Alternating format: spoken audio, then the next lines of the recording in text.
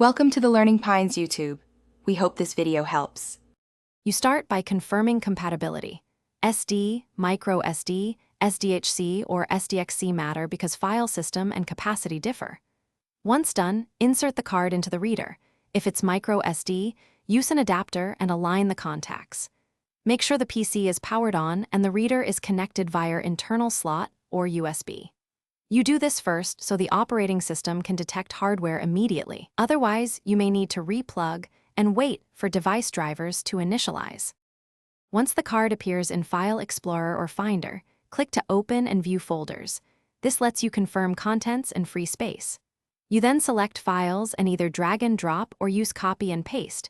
Ctrl+C and Ctrl+V speed things up on Windows.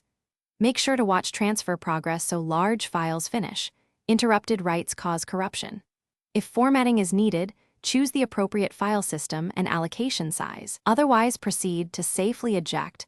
When transfer is complete, to finish, always use eject or safely remove hardware so the OS completes pending writes, then remove the card. If the reader didn't show up, try another USB port, a different adapter, or restart the PC. Drivers may need updating in Device Manager. Also check the SD card's physical lock switch and test the card in another device.